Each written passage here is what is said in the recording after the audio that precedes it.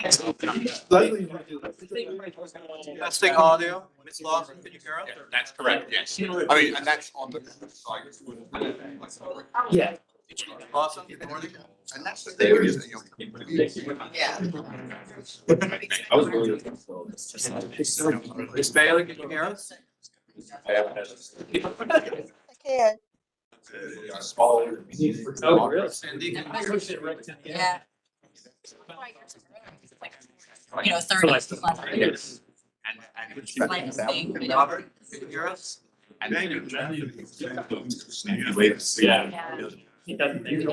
Yeah, right.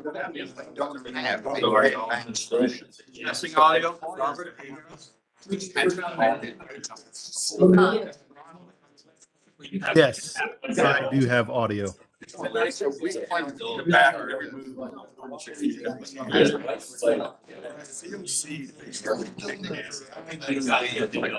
Yes, John, can you hear me? Yes. We can hear you. Thank you. Ms. Lawson, can you hear us? That's kind of where we are with that.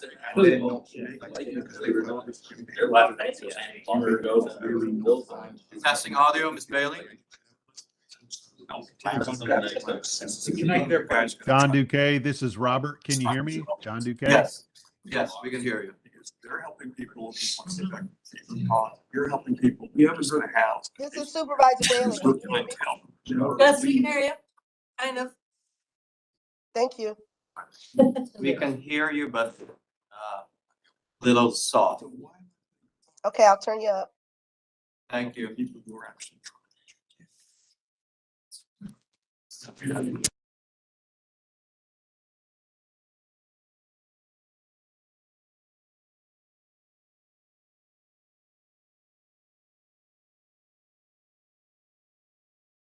How's now? Better. That is better. Thank you. Okay, thank you.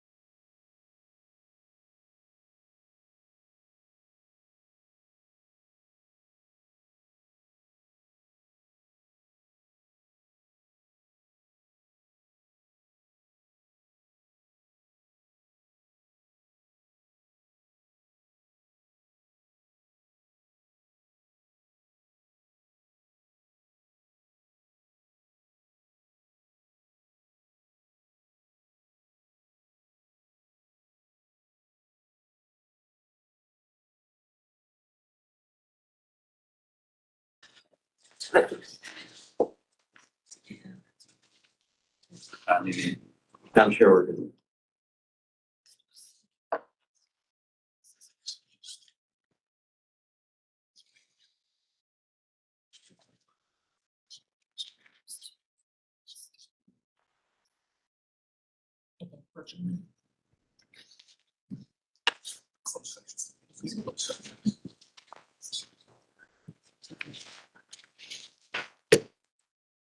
We'll now call this meeting to order. Can we please stand for the Pledge of Allegiance? I pledge of allegiance to the flag of the United States of America and to the republic for which it stands, one nation, under God, indivisible, with liberty and justice for all. Madam Clerk, will you please call the roll? Mr. Alcorn. Here. Ms. Bagley. Here. Ms. Bailey. President, Ms. Baumke. Here. Ms. Franklin. Here. Ms. Gary. Ms. Garvey. Ms. Hayes. Here. Mr. Kelly. Here. Ms. Lawson. Here. Mr. McLaughlin, Here. Ms. Mensing, Here. Mr. Smith, Mr. Stork, Present. Mr. Walkinshaw. Here. And Madam Chair, yeah. Ms. Lawson has requested to participate remotely for this meeting due to a personal reason, as well as Ms. Bailey has requested to participate remotely due to illness. Do I have a motion to allow both Supervisor Lawson and Supervisor Bailey to participate electronically? So moved. Second. All right, there is a proper motion and a second. Any discussion? All in favor? Aye. Any opposed? We'll now move into item 3, our safety moment. Mr. Dalton. Thank you, Madam Chair. Just quickly, we have some assignments. If Mr. Swartz, if you'll take 911, and if Mr. Richards, if you'll accommodate us in the event that we need to get first responders in the room, if you'll go down, talk to the security guard, actually help bring folks up if we need them. And then in terms of AED, CPR, I know we've got several people certified, qualified. So if Chris, if you'll take primary, Nick, if you'll back him up, just as a reminder, everything that AED with oxygen's out in the hallway here, bolted up next to the elevator door there. And just as a quick reminder, we do have a couple of evacuation routes out of this room. If we do evacuate out the double wooden doors there, we want to take the stairs, not the elevator. And that's it. While I'm here on this safety moment, though, just ask everybody this time of year, it's particularly with it getting cooler. This is the time that we start firing up our furnaces, maybe start firing up wood stoves, pellet stoves, that type of stuff. It's always a good idea to maybe just sit at the house, over dinner or something like that, or over a meal, and with your family, and have a similar discussion in the event that something like that happens, in your house. What's your plan, as far as getting out of the house, getting out of your residence and stuff like that. Just a good time of year to have that discussion with your family and or friends on what you're going to do there. So that is my safety moment, Madam Chair. Okay. We will now move into item 4, approval of the agenda. Does anyone have any amendments to the agenda? Is there a motion? So moved. So move, Madam Chair. There is a motion and a proper second. Any discussion? All right, all in favor? Aye. Any opposed? Now move into item 5, approval of the minutes from the September 16th VRE Operation Boards meeting. Does anyone have any corrections or amendments to the minutes? Is there a motion? So moved. Moved by Mr. Alcorn, seconded by Mr. Kelly. Yes, Mr. Kelly, thank you. Any discussion? All in favor? Aye. Any opposed? I'll abstain. I wasn't present. Okay. Madam Chair, this is, Yeah, I should abstain too. Supervisor Lawson, I'll abstain too, please. we have 2 abstentions. add one more. Okay, 3 abstentions, Ms. Garvey, Ms. Bomke, and Supervisor Lawson. We will now move into item 6, Chair's comments. Welcome to the October 2022 VRE Operation Board meeting. Quick reminder that we are live streaming the meeting and there are microphones throughout the room, so please keep side conversations to a minimum. To assist in the appointment of a nominating committee, just want to flag that it will be helpful to know which board members may be interested in serving. There has to be one member from each commission that will be ideal.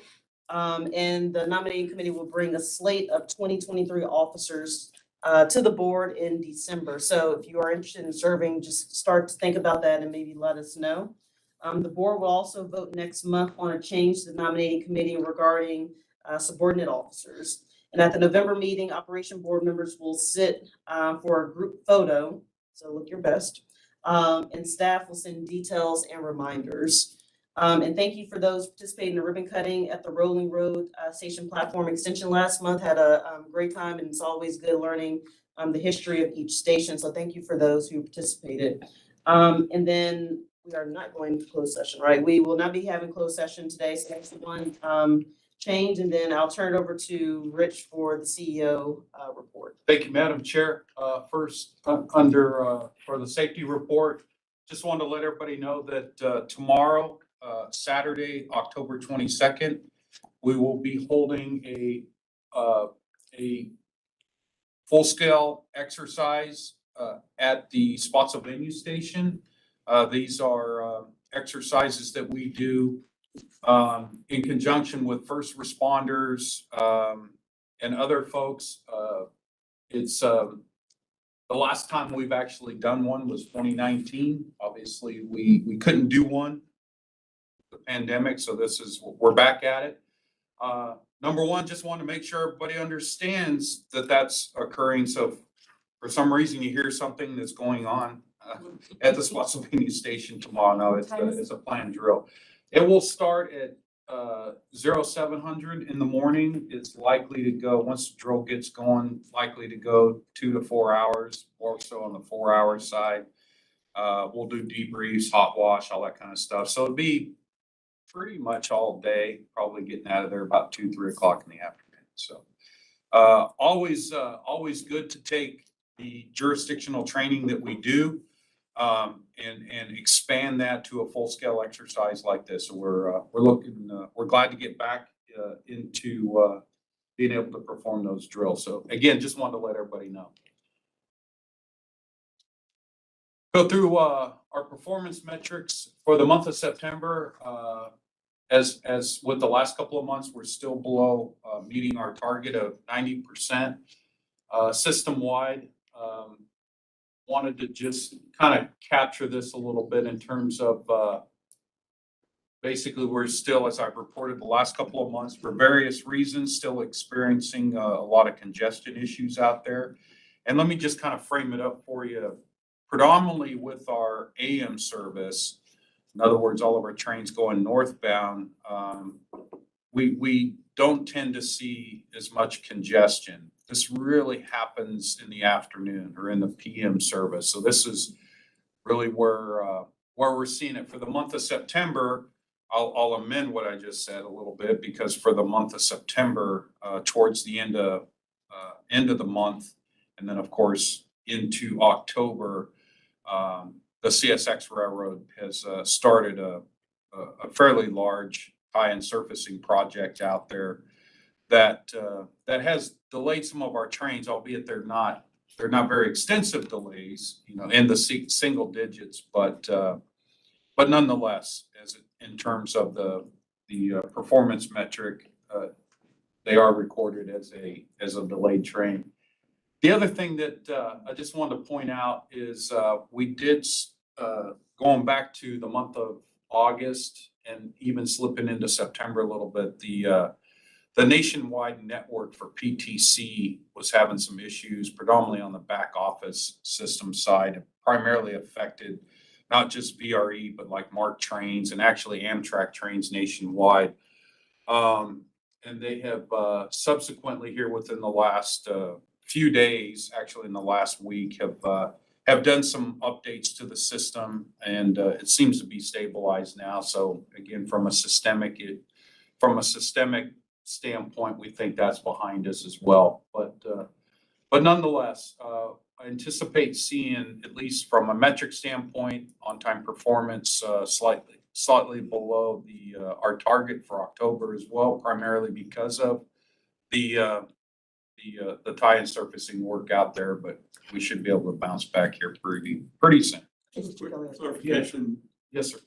The only thing that's on there that really directly relates to us potentially is mechanical, which is only 3.6%, but it's 12 in July. What was the issue? There was, we had I believe one of the issues was PTC related. Okay. Right. And then, but when you see 12, it's not like 12 mechanical issues. It's 12 trains that were delayed. It could be one issue. Could have been one issue. I understand. So I was just kind of wondering if it was something that we should be. No, that's Again, that's the only thing on the list that we have, I guess, direct Control over. control Yeah. over. Well, we've actually, we've gotten pretty good at predicting the weather a little bit too, so hopefully that comes down a little bit. So the mechanical was kind of an anomaly situation. Absolutely. Okay. Yeah, we don't, that caused that, like I said, I think there was two in there. I think one was a true mechanical issue where we had to actually couple up a train, so. But nonetheless, whether we directly control them or not, our objective is to manage them accordingly and, up to and including, as you know, we meet with our host railroads daily on these delays. And, we've expanded that a little bit on a particular issue on the Norfolk Southern line that Chris and I will be on the phone this afternoon. Hopefully getting some resolution to that. Madam Chair. Mr. Walkinshaw and then Ms. Pomke. Do you want me to go back? On the previous slide, yeah, the crew hours of service, it's a small number. Sure. That sounds like something that's partially within our control. Well, so we had an incident on the Manassas line that caused, and it started off to be, it was one of those cascading things. It ended up, the largest cause of the delay was some trees down. It was during a weather event. And so what happens is, some of those trains that come in late, later than scheduled, the onboard train crews have to have a minimum rest time. Yeah. And so we missed some of those minimum crew, rest times. So they basically catch up later on in the day. And sometimes we have to, like in this case, we held out a couple of our midday trains, had them depart 5 or 10 minutes late, in order for those crews to catch back up and be able to work those trains. So it's not because of like a staffing issue or anything like that. It resulted from a previous delay. Ms. Pomke, I think that's a question. Thank you, Madam Chair. Just, the one thing that caught my eye, and I don't remember seeing this on previous reports, was the police activity. Is that something that was minor or something the board should be concerned about? It's, I'd have to go back. I don't know. Generally speaking, we do record those and they could be, anywhere from, suspicious packages. I think that was one of them up here. So if there's a suspicious package that's reported at one of the stations, then we'll shut the railroad down. It gets recorded as a police activity. Chris, I don't know if you recall it. Yeah, so I think in these particular instances, they were unruly passengers generally on Amtrak trains or something that ends up stopping a train for an extended period of time and then delaying subsequent trains behind it while the Amtrak crews contact the police to have them come help deal with unruly passengers. So it's not really the VRE trains. Not necessarily. I mean, sometimes it would be, but I think in these instances, I think it was an Amtrak train. All right, thank you. Yeah, and if you can just maybe get the specific incident and maybe get back to Ms. Pomke, I think that'll be helpful, or just send it to the board. Madam Chair, I love the stats and thanks, Rich, for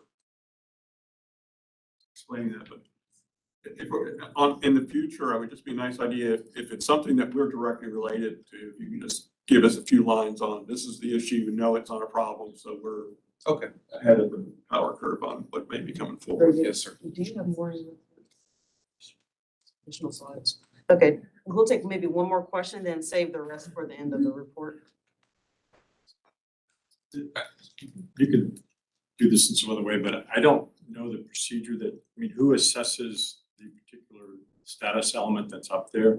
Is that done at the leadership level, or is that the on-site individual that's assessing that it's congestion versus weather versus PTC? You can just give me something that explains how you all make that assessment and how it fits in, how you essentially add it to the list. Sure. I mean, just real simply, it starts with the conductor delay report. So the conductors on board the train record it, and then we review it. We as a team review it the next day and really parse down to make sure that we're really getting to the root cause of the delay, and that's how it's recorded here. That's helpful. Thank you.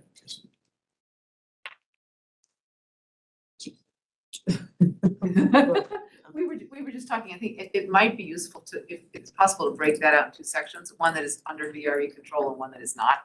Because so much of this we're kind of asking about, and well, that's not us, that's, Amtrak, that's not us, so that might be helpful. Good. No, that was your suggestion. Madam Chair, great suggestion. I guess just from our, the way we approach this is that, yes, there are things within our control, but there's things but we still need to manage them and keep track of them. So we don't. Yeah, we Understood, explain absolutely. to our public what's our, so Exactly. it is Bonke's We don't, suggestion. we don't like to give ourselves any excuses not to get our OTP up, so. Okay. Monthly ridership, just as a quick reminder, September was fare-free September on all zones throughout the month. And then, of course, we continued fare-free on zones 1, 2, and 3, which we'll get into in a little bit on another item. But just this is the overall ridership, our average daily ridership. And compared to August, obviously increased up to 6,776 with 2 fewer operating days. So I will say, and we'll get into this in a couple of different points, but just that 6,776 number, as we're tracking through the first 13 days of October, that's only dropped about 500 on an average daily ridership. So we've actually been able to hold that up. So I just want to make that point. We'll come back to it here a little bit later. Did want to highlight the second annual Tour Day VRE. And had a lot of participation. Just to go back, this started last year. The staff wanted to do something in memory of one of our staff members' spouses that had passed away. And so it started as just a way to memorialize that. And then this year it kind of expanded a little bit. As you can see, there's more than 10 people. These were all the participants, including Council Member Bagley participated. It was a really good event. I just wanted to highlight what we focused on this year, 3 things. Really wanted to get the message out there about bikes on trains. As you recall, back in the spring, we modified our onboard bicycle policy. The month of May, we saw a large increase of bikes on VRE trains, about 580 total bikes. Just to let you know, through the month of September, it was over 1,000 bikes on VRE trains. So we really wanted to highlight that, promote that. Also, bikes at the stations. We also went through a process to enhance our bike racks and the ability for passengers to be able to come to the stations, lock up their bikes. And we don't have very specific numbers on this. This was the first phase. We are going to expand this as well, but effectively all of our bike racks during this time were filled up as well. So that part of it, we consider that a success. And then once again, we did want to, similar to last year, we did do some fundraising for the Triple Negative Breast Cancer Foundation. Of course, this is Breast Cancer Awareness Month. We had a goal of $2,500. We exceeded that and actually were able to raise $3,350 towards that charity. And I just want to, in addition to thanking VRE staff for setting this up and participating, we did, in addition to Councilmember Bagley, we did have several of our consultant partners out there helping us out, STV, Kenneth Fleming, VHB, HDR. And then, of course, our other partners, the Virginia Passenger Rail Authority had I know at least FIAD participated in that. And we actually had our friends from GWRC participate in that as well. So we hope to expand that yet again next year. So be looking for it. If dare say it's never too early to start training for it. All right. So. Any, I'm sorry, go ahead. Just a couple more real quick. Did want to announce a new staff member, Mona Clemente in the back, comes to us, and is filling the role as a communication specialist, just started here a couple weeks ago. And so, really happy to have her on board. Just two more quick things if I may. One, I did want to update the board on the rail strike topic that we discussed last week, or excuse me, last month. So 6 of the 12 unions that are involved in this negotiations have ratified their agreements. One failed to ratify their agreement, but agreed to maintain the status quo for now. There are 5 other unions that are due to ratify or due to vote on the new agreement by November 17th. And so obviously leading up to next month's board meeting, we will be pushing out some information and stuff like that. Again, because we're not directly involved in these negotiations, I don't have a sense at this point where it's all headed, but just wanted to give you that update. And then finally, Madam Chair, did want to, just wanted to bring a topic up, and the topic is, we currently have a contract with Commonwealth Strategies. We awarded this latest contract with them in November of 2019. That contract had a base year or a base period of 3 years, and then an option period of 2 years. And the board authorized me to exercise those option years, but there was a caveat to that, just wanted to bring that topic back for a discussion prior to me awarding those option period. And the discussion came up primarily at the request of Supervisor Lawson. So I've talked to a few individually, and Mr. Supervisor Lawson's on the phone if she wants to make any comments about this. Again, this is one of those things where that you had asked that I bring this back for a discussion. So I thought this would be a good place to park it. So, Madam Chair, Madam Chair. Supervisor Lawson? thank you. Mr. Dalton, I'm very pleased with Amy's lobbying services on behalf of VRE, and I'm more than comfortable renewing that contract. Thank you for bringing it up. Any other discussion on this particular topic?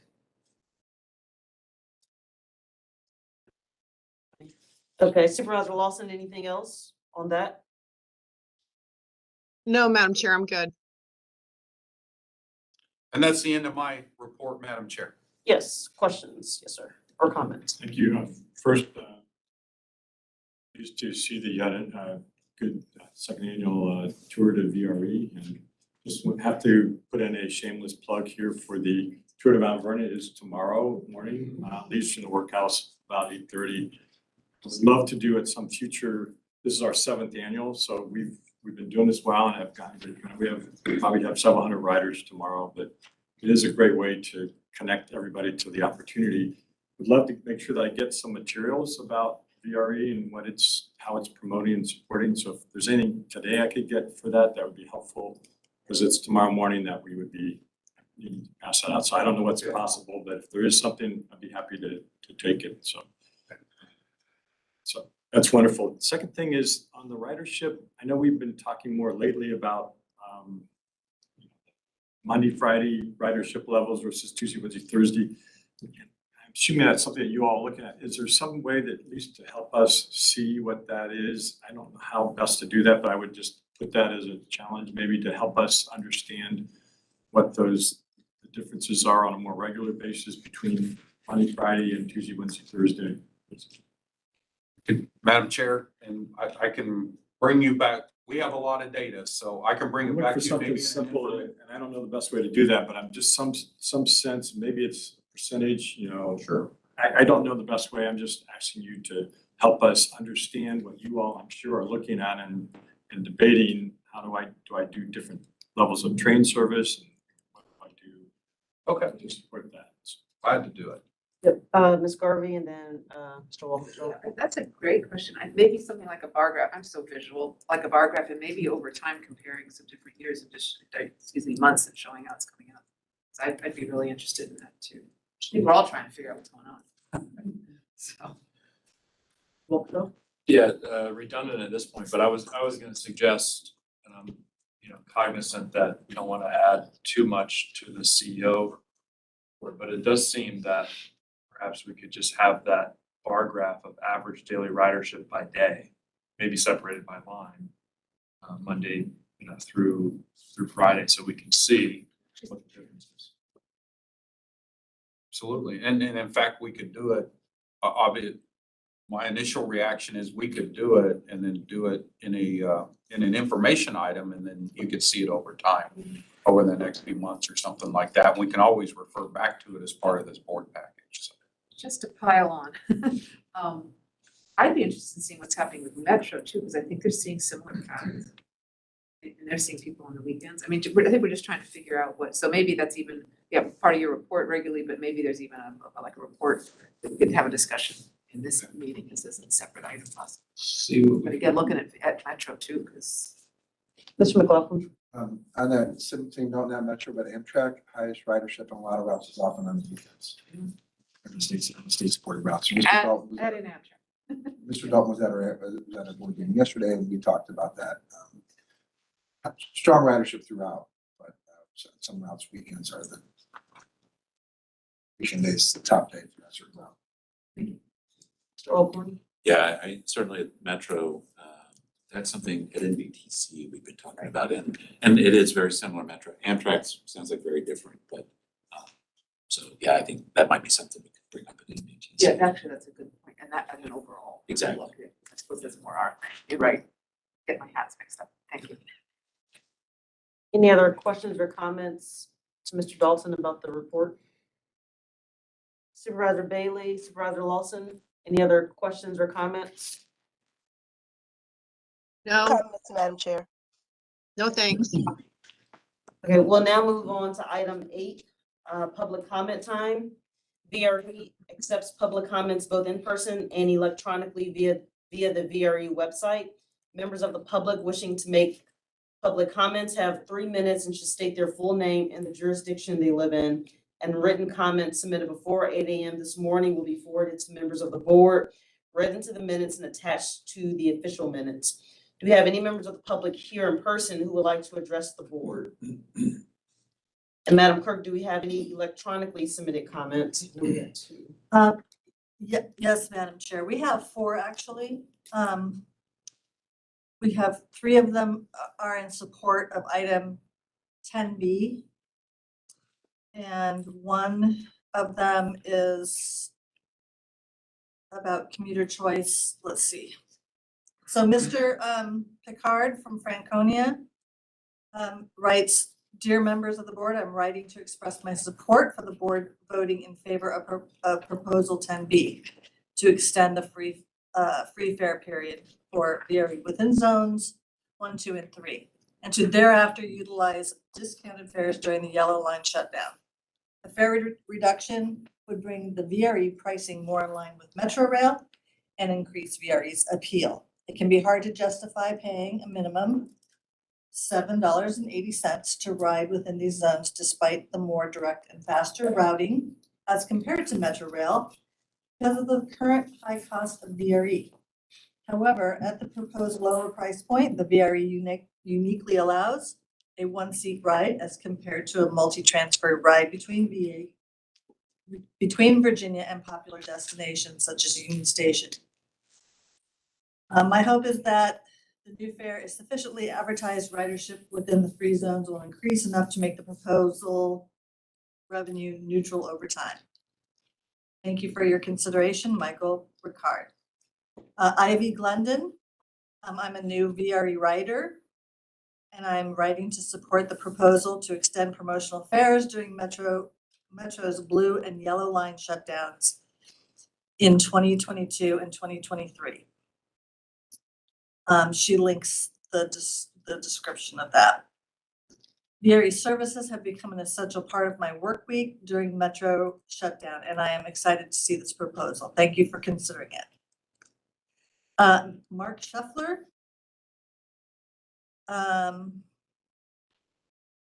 Please consider the following public comment. I recommend the VRE request funding from the I-395-95 Commuter Choice FY 24-25 program for 2 years of operational costs associated with the acquisition phase, train slots on both lines as detailed in the Transforming Rail in Virginia Service Plan. The new service start date should be coordinated with major VRE project milestones, such as the opening of Potomac Shore Station or Manassas Park VRE parking garage. In addition, I continue to be concerned about long-term viability of the VRE service based on the teleworking post-pandemic paradigm and competition from the future I-66 and I-95 express lane corridors. Also, the region is experiencing significant housing shortage. To mitigate both of these issues, I strongly recommend the best solution is expanding ridership to develop an additional 10,000 fixed income dwelling units within the 1/8 mile of the VRE platform across stations south of Alexandria. This requires collaboration between PRTC, VRE, and the jurisdictions representing VRE. A blueprint should be developed ASAP and a major element of the 2050 VRE plan. And finally, Laura Wagner of Arlington, please keep the VRE free or at a low fare while the yellow line is closed due to customers traveling from areas affected by the yellow line closure. It has been a great option to take the commute in the mornings and the evenings, but the full price is very costly, especially for young professionals in their first jobs. Thank you for providing the service for free over the past 2 months. And that concludes the written comments. They have been sent out to all board members. Yeah, and just thank you to those who have written in for public comments. And thank you for those who have written in support of 10B.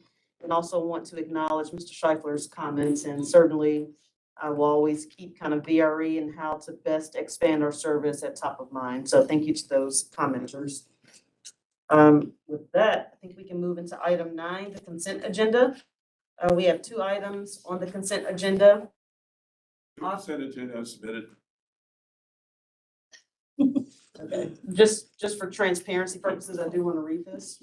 Authorization to issue an RFP for maintenance and custodial and seasonal services for VRE facilities, and also authorization to issue an RFP for engineering and environmental services for VRE L'Enfant track and station improvements. We do have a motion from Mr. Kelly. Is there a second? Second. Any discussion? All in favor? Aye. Any opposed? Aye.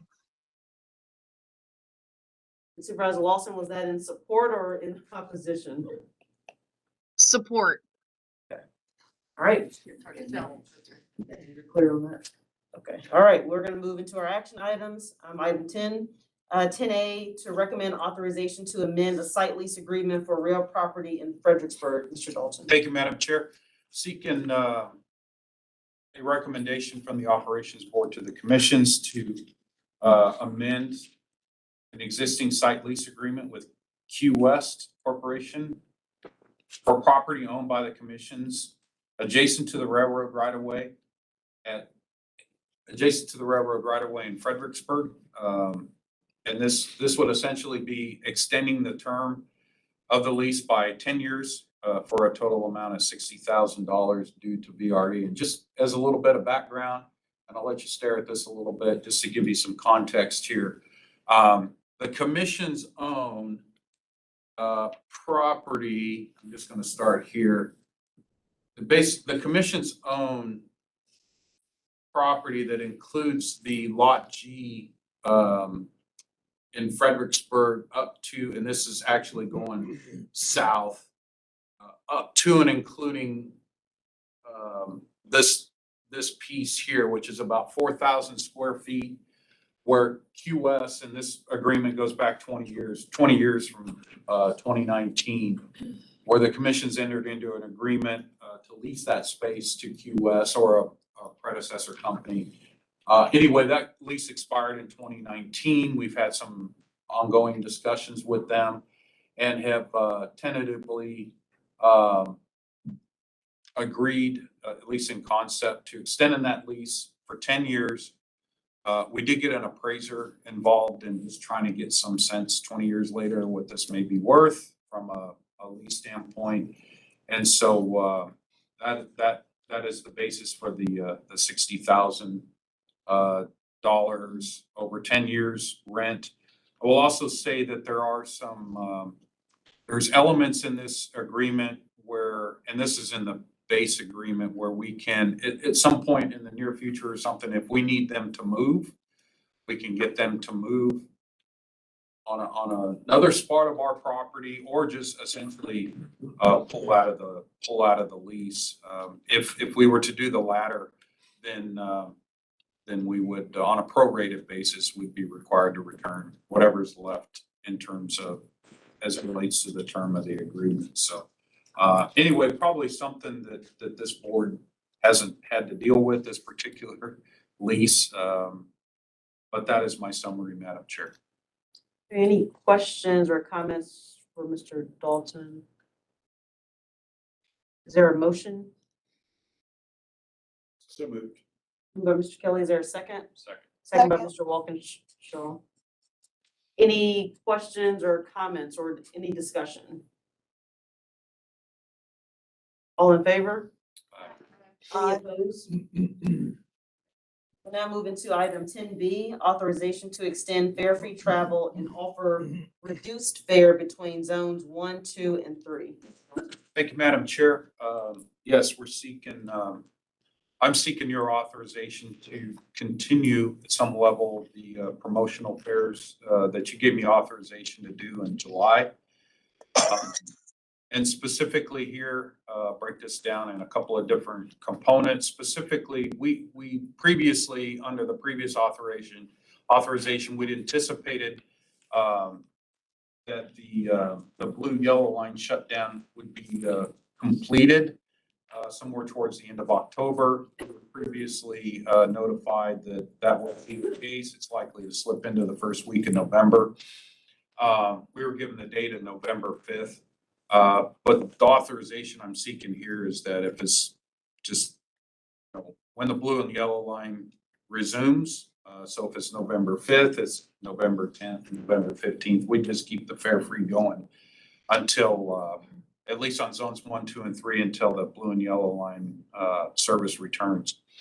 And then subsequent to that, we're proposing a concept here that once the blue and yellow line reopen, then because the yellow line portion of that service will still be down, is that we effectively offer some promotional fares that is reduced from our current fare table for zones 1, 2, and 3 until the yellow line service completely resumes back, or that's projected in the spring of 2023.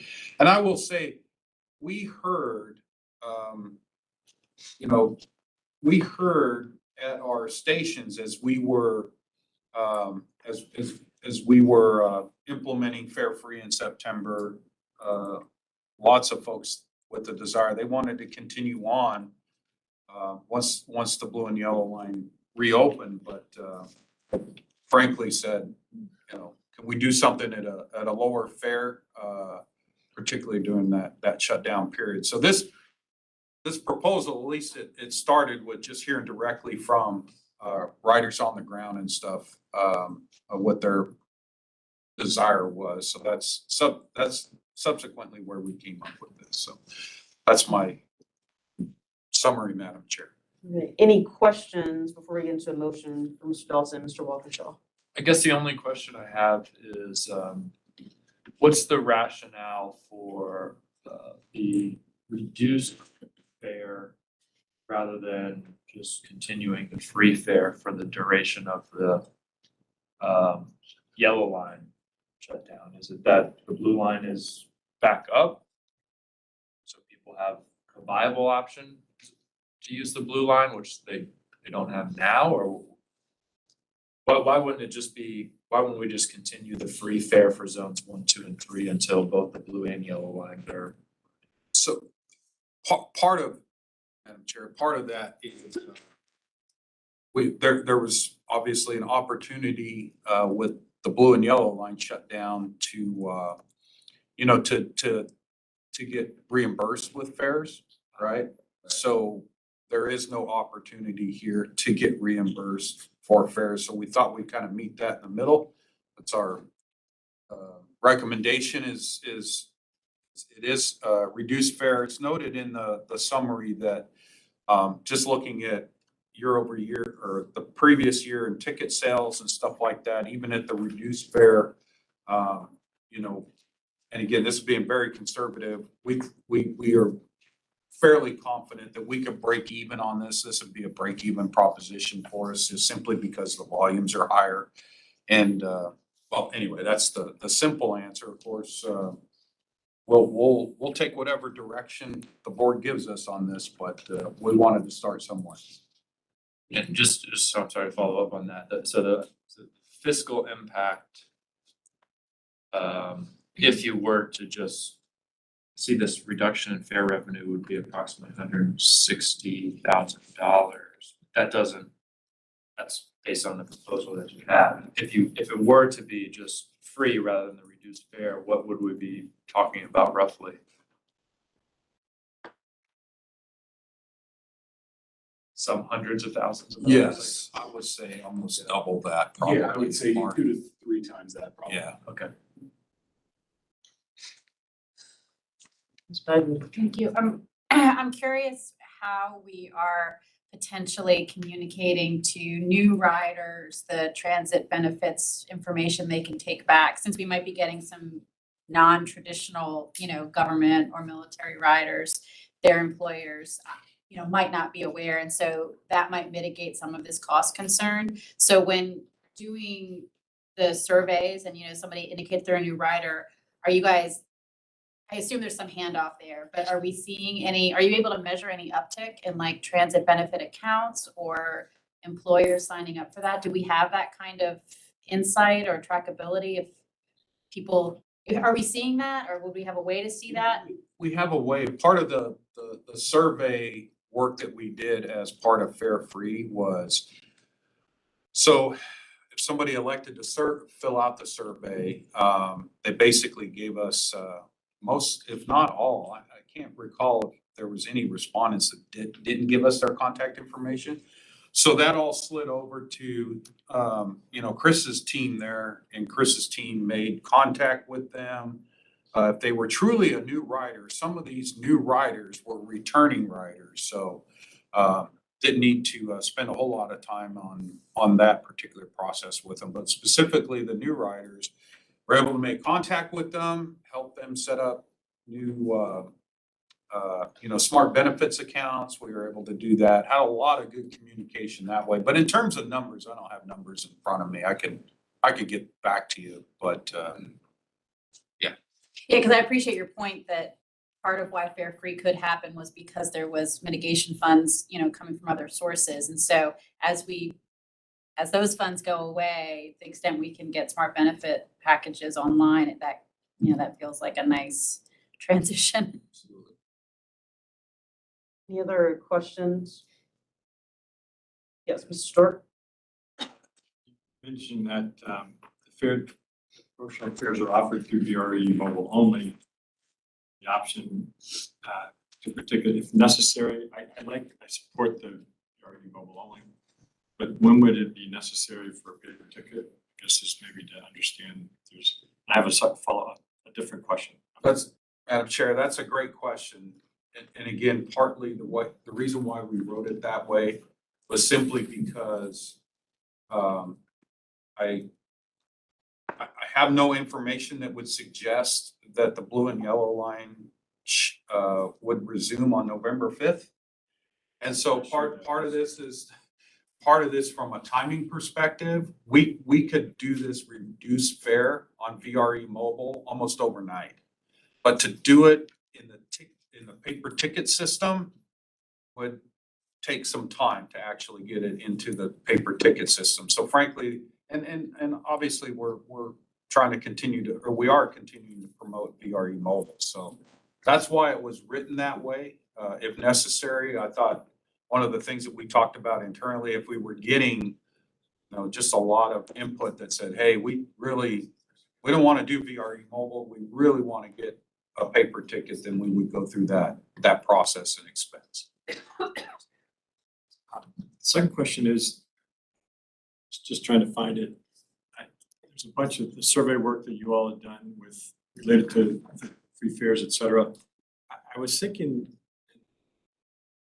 correct me or clarify it, the criteria that people were using as to whether or not they were riding was, it didn't seem to be that the price of the ticket was really the biggest driver. There were other issues, and so that's why I was trying to just pull that up in my brain. And one, obviously that's something you all looked at. Can you just maybe at a high level at least remind me or remind us what?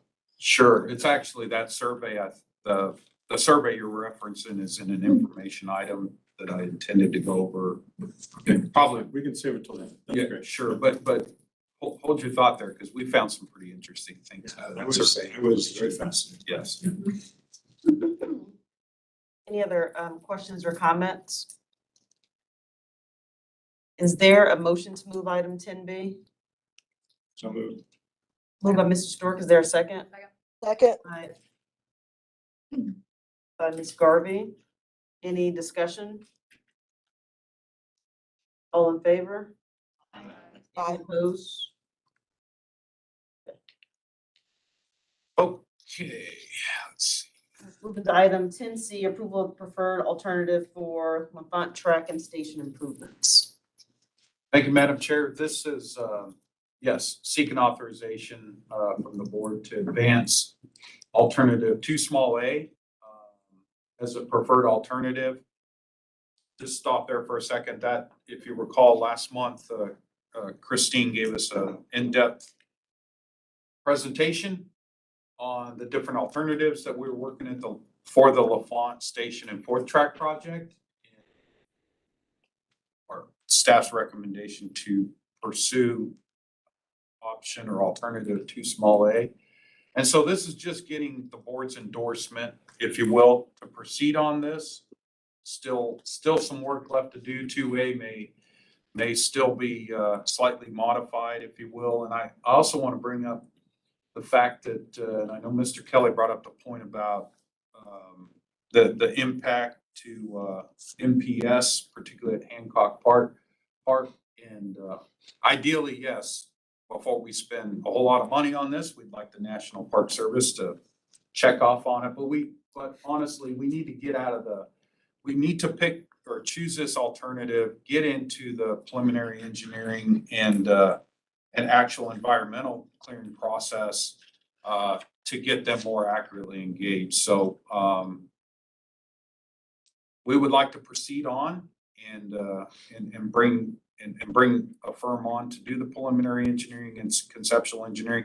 And MPS will be right there with us. They'll be walking along with us as a stakeholder. If it gets too, if we get any sort of indication that there's complete resistance, which we don't think we'll get, obviously I'll be communicating with you on that topic. But just to put it into perspective as well, we're talking square footage here. Fortunately, we're not looking to take over acres and a lot of land from the MPS. So that's my summary, Madam Chair. Any questions for Mr. Dalton?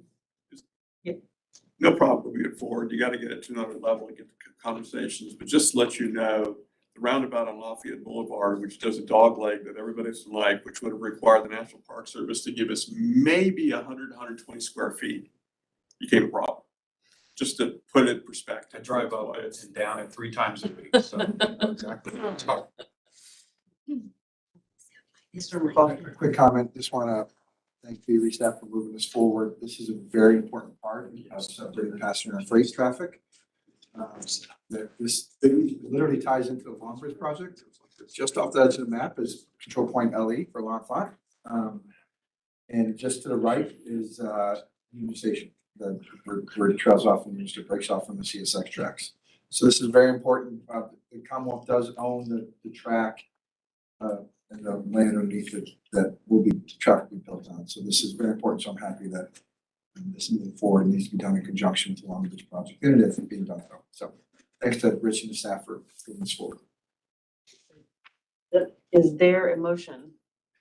So moved. Moved by Mr. Kelly. Is there a second? Second. Second by Mr. Alcorn. Any discussion? All in favor? Aye. Any opposed?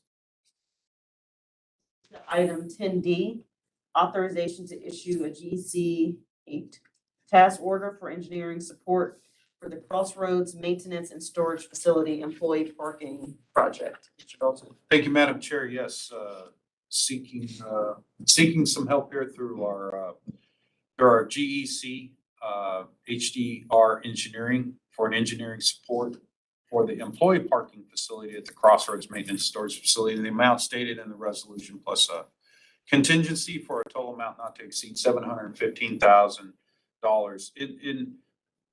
In short, as part of the ongoing project out at Crossroads, which we should be completing here first part of 2023.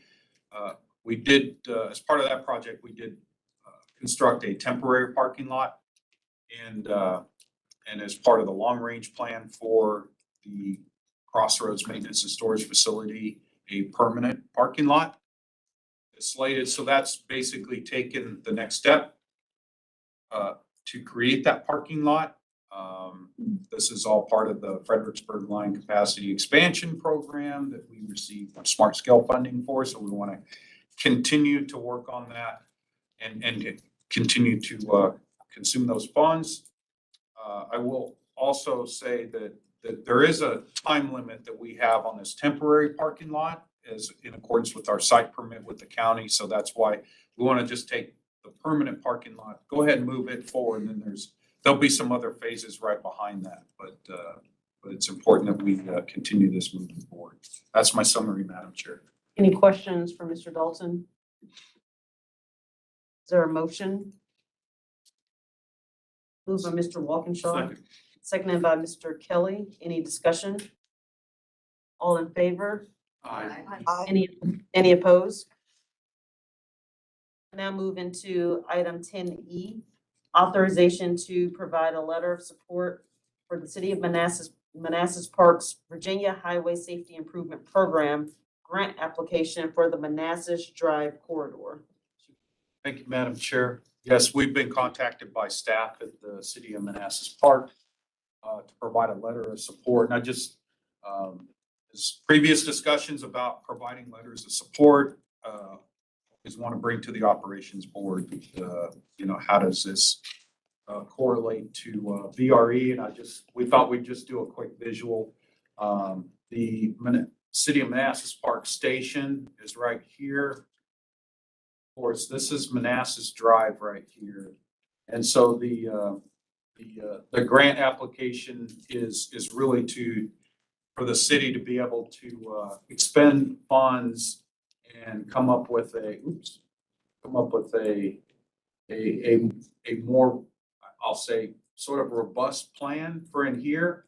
And there's a lot of things going on in here. There's a railroad crossing, there's pedestrian bike paths and stuff like that. So this will today have a very positive benefit, particularly for not just the commuters, but the ped and bike community there as well. So our recommendation is to provide this letter of support. That's my summary, Madam Chair. Any questions for Mr. Dalton? Yes. Just to add, we don't currently have a sidewalk going over the tracks. We have no way to really connect the houses that are up to the top right of that circle with the current parking in the station. So this will really drive the people and let them be able to walk to the VRE to have better access. Excellent. Would you like to move it forward? Move. Second. Seconded by Ms. Bumpke. Any discussion? All in favor? Aye. Any opposed? Good. We'll now move into our item 11, informational items. Thank you, Madam Chair. We do have information items here. I'd like to start with an update to our FY '24 operating and capital budget update. And backed by popular demand, our Chief Financial Officer to give us an update on that budget. Mr. Schofield, thank you. Thank you. You've got a clicker back there, so you should be good. Okay, thank you, Rich, and good morning, everyone. This is really intended just as a sort of a bridge discussion to a more robust discussion in November. We will also have our committee meeting in November where we'll dig into these topics in more detail. I just want to hit a few of the points that we have up there on the slide. Probably the most important one is the management actions that we've been taking to reduce the expenses in the FY '24 budget. And we really have two sort of overlapping goals with this budget. One is how do we extend the runway of that pandemic relief money? And two is for those expenses where we really have control over the level of effort, how do we size, our expenses for a ridership that we're projecting right now to be 10,000 a day rather than almost the 20,000 a day that we had pre-pandemic, and really focus on the question of, are these expenses helping to drive ridership? So on the one hand, for example, you're going to see a pretty material increase in the expenses that we have for marketing. How do we bring riders back to VRE? But overall, again, we're really trying to squeeze down the discretionary expenses in the budget. So when we were here last week, our initial increase in departmental expenses over 23 was approximately 2.6 million. After the meetings that we've had this month with our department heads, that increase now is down to only 1.1 million, of which about 700,000 is attributable to salary and benefits. We are looking at potential additional reductions in areas like consulting, again, that tend to be more discretionary.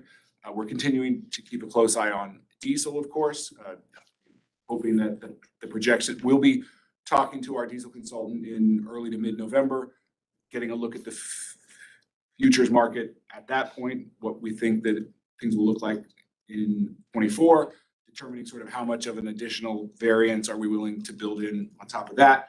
But again, hoping that number can come down from where we were last month. And just to give you sort of an inkling there, every nickel on the price of diesel is close to $100,000 in the budget, about $90,000.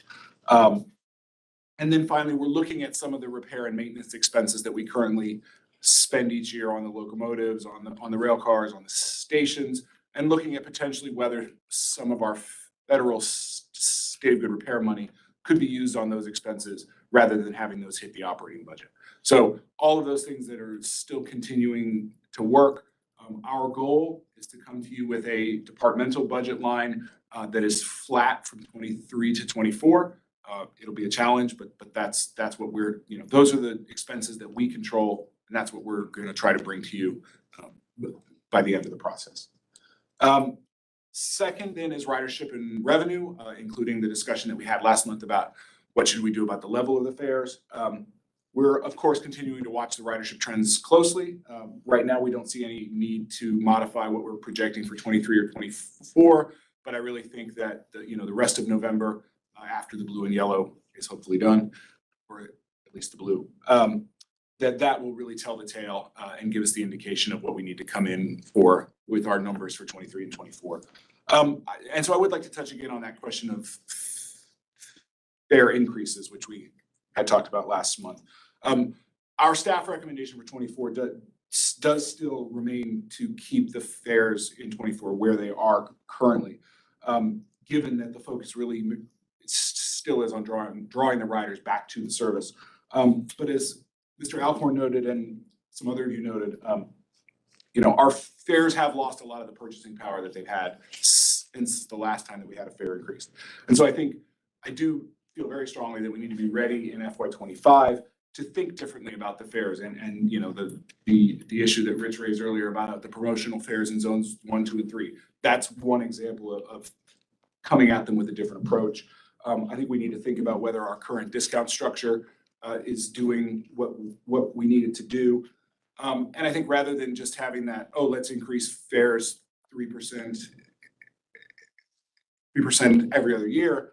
You know, can we consider a multi-year approach maybe to raising fares? You know, lay out a multi-year stepped increase, maybe tie it more directly to the CPI, and maybe if possible, you know, do all the public hearings, do all the Title VI kind of analysis that we have to do all at once at the beginning, and then let that process play out then over the next couple of years. So,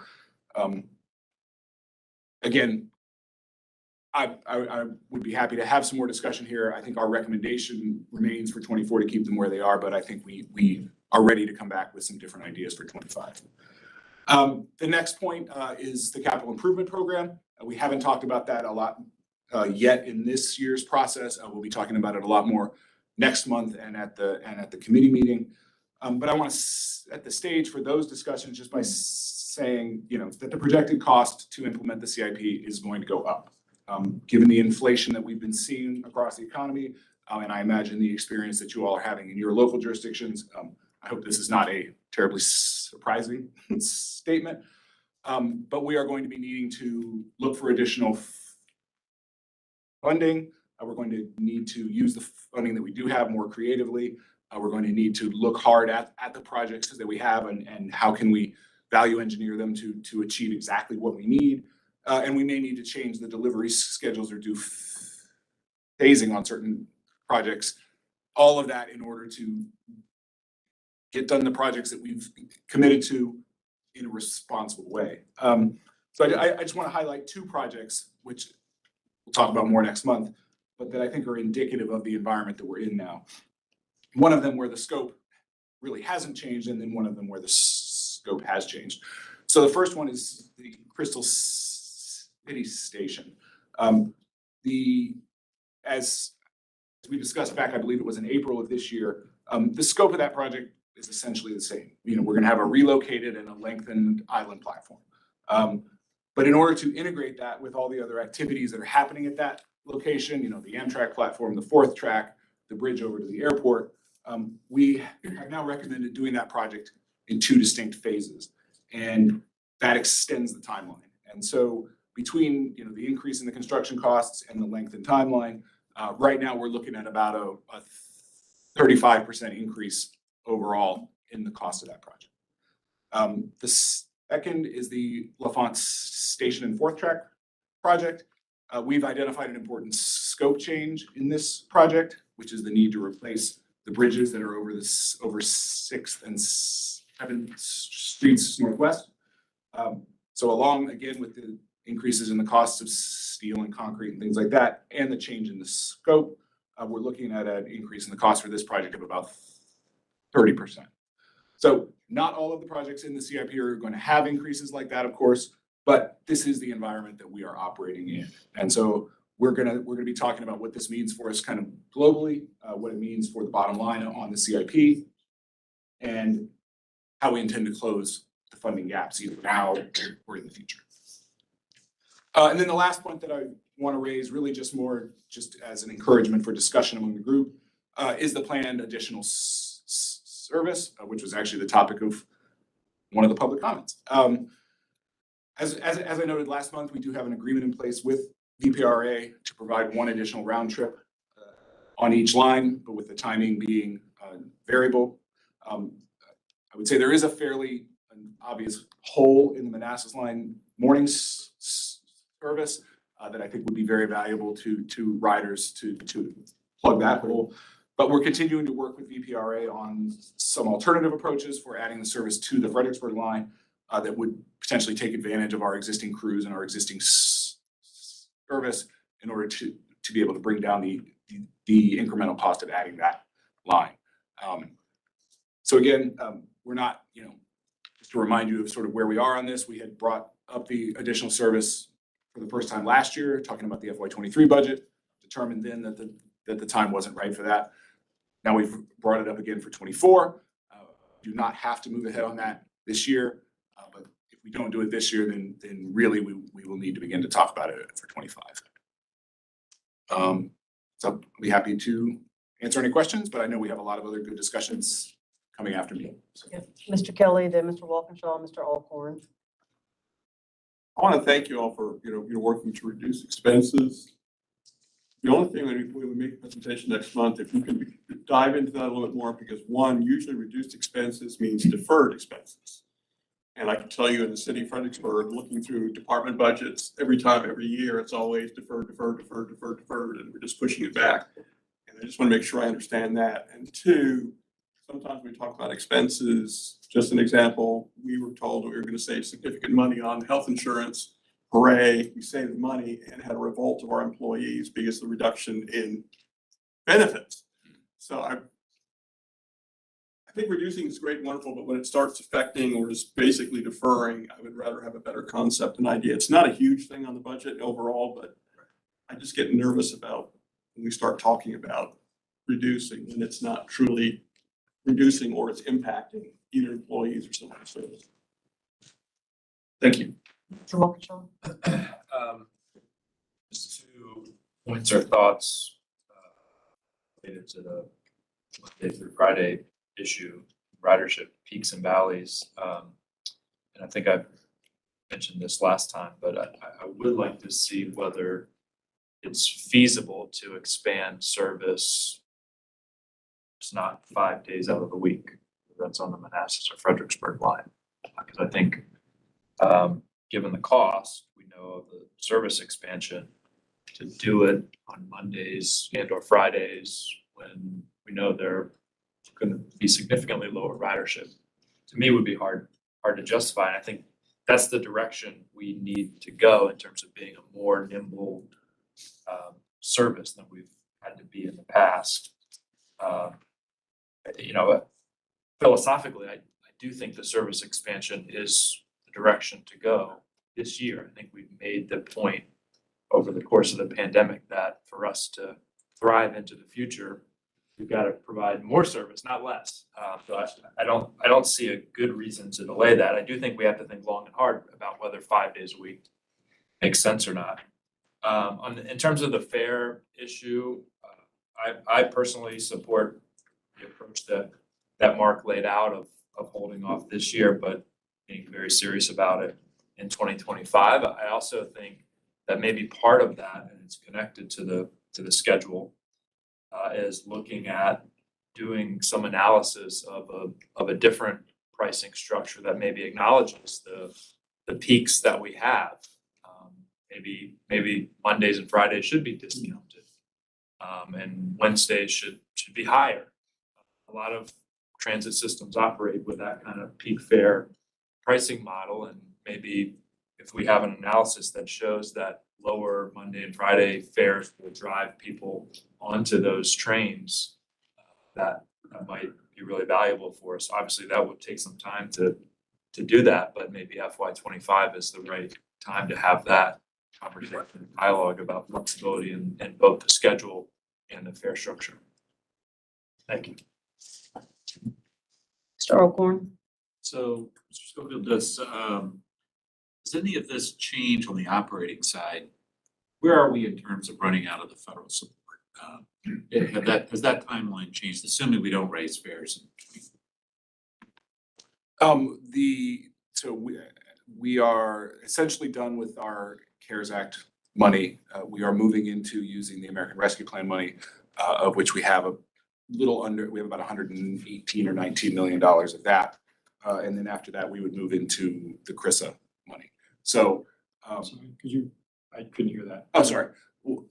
We're essentially done with the CARES Act money. We are moving into the rescue plan money, which we have about 119 million of that. And then once that is done, we would move into the CRISA money. So I would say we are not anywhere close to running out in the sort of immediate next year or two. Again, our current FY24 budget projects that we will need about $30 million of the pandemic money. I wouldn't want to just do, it's more nuanced than that, but if we were just to, do some division there, you're talking multiple years worth. So I think don't think we need to make any sort of rash decisions because there's a cliff coming. The cliff is out there. I think we have time to make decisions, whether it's with regard to the fare policy, whether it's with regard to the service. Okay, yeah, I think it'd be good, maybe next month or for the committee to have updated projections based on what we're seeing with ridership. Absolutely.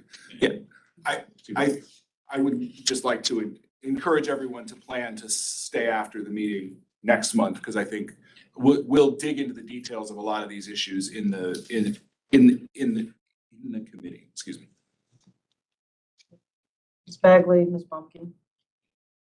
This may have been covered during last year's process when I wasn't here, but will you be able to give us some sense of what the expenses are on that potential additional trip for each line in the presentation? And hearing the answer to Mr. Alcorn's question, I'm curious if, since we do have this multi-year cushion that still remains with the pandemic funds, is that a reason to add this extra expense and build up ridership now before maybe later when we don't have the cushion? I don't know what the answer to that is. I was just listening and thinking, like, I know it will cost more to run this extra service, but we could cover it now and maybe build up the ridership and the investment in it. Yeah, if you do it strictly on sort of an average cost basis, and assuming that you're not really reusing existing crews, the cost of a new round trip on each of the lines is somewhere between $2 to $3 million. But again, we're looking at options in particular on the Fredericksburg line, where we might be able to use the crews that we have more effectively, use equipment that's already out there on the line, and that would bring down the net cost of adding that service. As far as sort of the long-term approach, yes, I think you could get the services going and have enough pandemic relief money to support them. But I think we have to have a plan in place to support them once that goes away. Ms. Bumpkin. So I think everybody's made some great comments here and look forward to the finance meeting next month and encourage everybody, as Mark said, to stay if you'd like. One thing that I think might be helpful, Mark, is kind of looking at a big picture cash flow analysis with all these different scenarios and how our ARPA money and then the CRISA flows in, and when it eventually tails out, and all the decisions that this board and your staff are gonna make, not all, but some decisions that we might have to make, critical decisions along the way. If you're like me, I'm a visual person and I kind of need to see it all laid out on paper. And some of those scenarios may not come to fruition, but at least it gives us an opportunity to kind of see it on paper, see these decisions that we're going to have to make. And I think that would be really helpful. And as we all know, this flows back into the jurisdictional requests that we're going to have to come up with. And I'm going to just tell you for the record, I'm really pushing on that this year. So that will be a part of the discussion as well. Thank you, Ms. Bonk. Yes, we will be bringing, the past couple of years, we have not done this 6-year projection that we normally do as a part of the budget. We will be bringing that back as a part of the budget this year, and I intend to discuss it at the committee in November. Yeah, and Madam Chair, one other thing, and I'm sure you all are aware of this in Northern Virginia, but the numbers that I've seen right now is that, 40% of the people in this area, DC metro area, are still teleworking. And, I think, let's say that continues for the next 2 or 3 years. Personally, I think a lot of corporations are going to find that some of the teleworking isn't working. And that people have missed that, one-on-one by being in the office. And I think things will change, but that's just my humble opinion. Are we going to go back to our original ridership? Maybe, maybe not. But yeah, we've got a lot of work to do there and a lot of assumptions that we're going to have to make, and we're going to have to tweak those and make decisions and be very strategic as we move forward. Thank you. Any other questions or comments, Mr. Stork? Just continue on the same broad theme, but looking not only over the next years to be, for the data to be there to make assessments about individual trains and so forth, that obviously I'm looking for Rich, you and your staff to probably translate to us. And I think we all have the same concerns, which is looking for ridership, hoping it bumps up, but if it doesn't, what does that mean? And looking to shepherd that money as long as we can to take us to the new future, whatever that is. Any more comments? Okay, thank you for that. Thank you. So now we'll talk about the survey results. So Mr. Dalton, I'll turn it to you. Just wanted to, and this could be a continuing discussion. I mean, just wanted to recap a little bit on Fare Free September, and include some of those survey results, that we received during the month.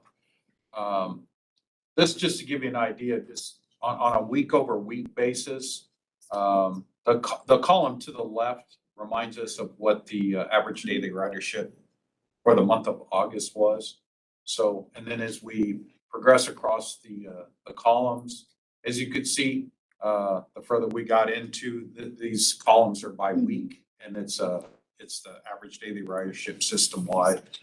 And then of course, after the first week of October, we did see average daily ridership drop down. But as I mentioned before, our average daily ridership is only about 500 less than the total amount for the or in comparison from the month. But just wanted to show you from a week over week standpoint. Of course, we've had discussion here about refining some of the normal information on a day by day basis. So we'll give that to you.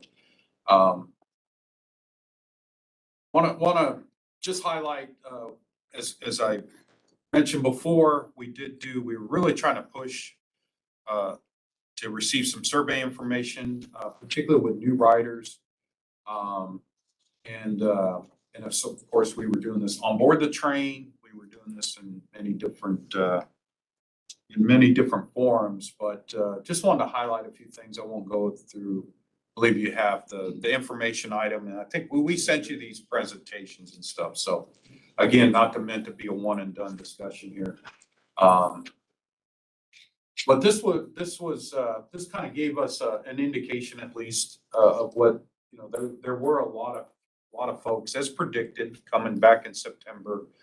After the summer, a lot of folks coming back to us that had previously rode us, but obviously there was some new riders.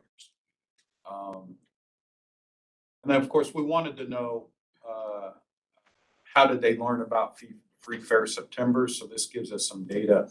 Particularly, we were really pushing some advanced social media and other electronic marketing. We want to make sure that we're getting, a bang for our buck, if you will, and getting that out there. So continue to analyze some of that data as well. But a lot of people heard about Fare Free September on social media, and there's still, I always like to point out, there's still that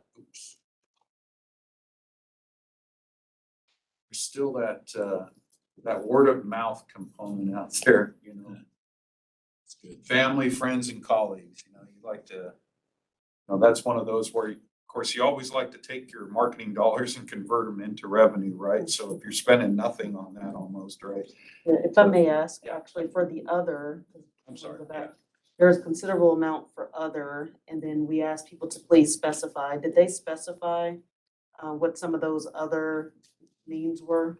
Yeah, so other, and then so to the right, that column there, and it got pretty granular. But we wanted to list, obviously, through the website, from their employer, through Train Talk, didn't rise, like I said, we could probably parse that out a little bit more, but with the sample size and everything like that, and I don't want to jump ahead of your thought, but I don't like other categories either, but the graphs get pretty long and they get, they get pretty refined there. So, but this gives you an indication of how they heard about us, right? Even if it was just one hit, that tells us something, so. Just wanted to point that out. And then, this slide here, and I think this gets back to maybe what Mr. Stork was alluding to before, is what enticed you to ride the train? And, albeit at the top there in green, free fares was a topic, but it wasn't the largest topic out of the choices there. The desire to avoid traffic congestion seemed to lead the pack with all these other different categories as well. And then your package gave you a little bit more, the presentation package that we sent you gave you a little bit more detail here. I could stop on these. Obviously, we were looking at some point if, hey, if you like VRE, would you stay? We got a lot of positive responses to that. But nonetheless, I'm just gonna say fare-free September overall. Somebody asked me before what I thought would be a success. And I expressed that there would be, I think, multiple measures of success. We wanted to see, obviously, ridership come up. And not just from a ridership metric standpoint, but we want to expose more people to the VRE service.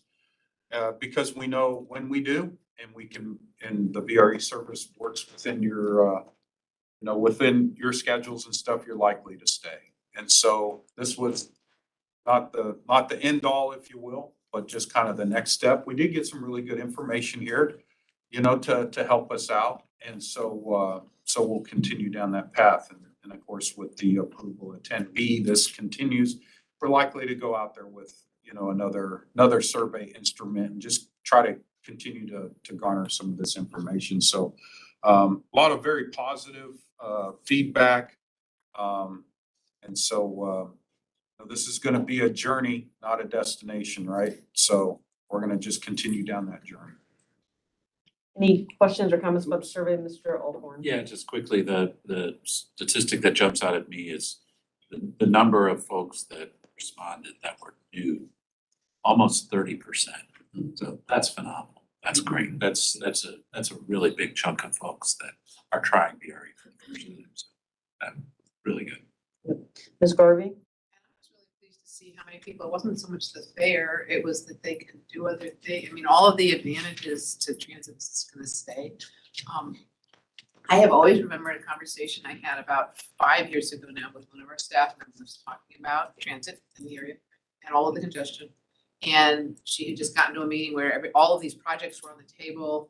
And she was explaining them to me. She said, but Libby, we realize even if we spend all that money and do all these projects, which we probably will do, the congestion's still gonna be terrible for this region. I mean, it was like all the transit people kind of said, oh my God, even if we do everything we can, it's still gonna be terrible. Well, here's that 40% number. So I think even though we worry about that, but actually I think it may be good that we're gonna really get a good balance and there's still gonna be plenty of need and desire for transit. So I think we're actually probably in a pretty good place. A little scary, but a good place. Any other comments, Mr. Stork? Just I'm really curious, and I don't know as much about it as folks, Spotsylvania, et cetera. The completion of the hot lanes, is that looked at as okay, that's gonna have some kind of ridership effect, and because it obviously gives people more options that are more persistent. And do we bake that into some way or other into the numbers? Folks who are gonna correct me from or not from I am, but I'm just more broadly curious. Bill to Mr. Kelly. Chief, until the hot lanes extend well beyond Massaponic, the general projection right now is within 5 years, congestion is going to pretty much be back the way it was prior to the extension. If we do not get our 2 lane extensions, both north and south, that is going to go probably shorten out. And if we don't improve Route 3 and some others, we have the CD lanes, but if you're taking a CD lane and you're dropping the traffic on a failing road. So great to be spent money stuff, but we've been saying since the very beginning initial conversations with Fleur Transurban, if you don't get this traffic moved long-term beyond Hesperonyx, all you're doing is moving the blockage down a mile or two, and that's basically what we just did. For what it's worth. That's what I wanted to know. Yeah. Any other comments or questions? Great. Next, action item, or excuse me, information item. No, not yet. So Mr. Schwartz, so, as a follow-up from the legislative committee meeting that immediately followed September's board meeting, just wanted to make sure that the entire board has the draft legislative agenda. Joe's gonna hit on a couple of particular topics here, but just wanna remind everybody of the process is that we will we'll take your input, take your comments, and come back to at the November board with a recommendation to the commissions. And then, of course, that'll go to that recommendation will go to the commissions at their December meeting. So with that, Joe, it's all yours. Good morning, Madam Chair, members of the board. Joe Schwartz, Director of Government and Community Affairs.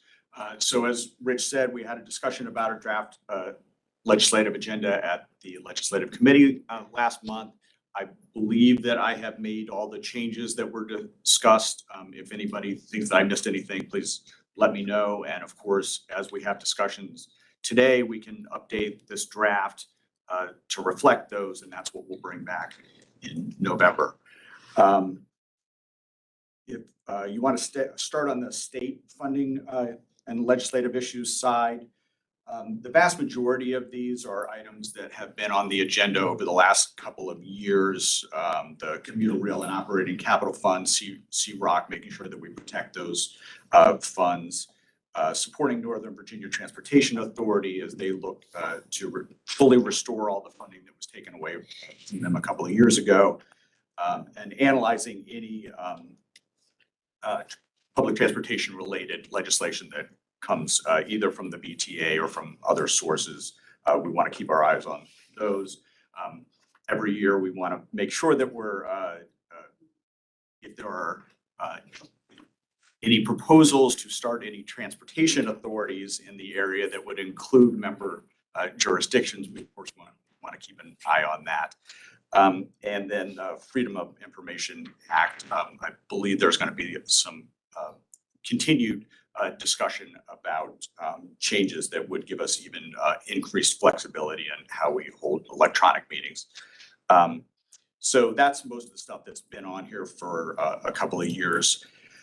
Let's see, one item that was new last year that is still on here this year has to do with the VRE and continuing to identify if there is an opportunity to have legislation that would require that any future gubernatorial appointees from the Northern Virginia or PRTC areas, that it's mandated that they come from a list that's provided by the two commissions. We talked about this a little bit last year, didn't get much traction. We can continue that discussion. Also discussion about the voting for the VRE CEO.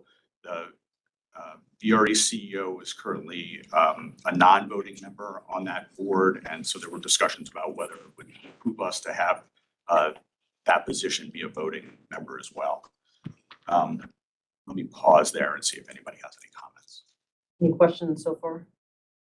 Just an observation. So, and I fully understand Northern Virginia got zapped by the state on that funding, and I understand asking about, are we asking the same thing about the CROC funding and the localities get their money back too? That was not something I had envisioned. Yeah. We appreciate the question. Mr. Schwartz.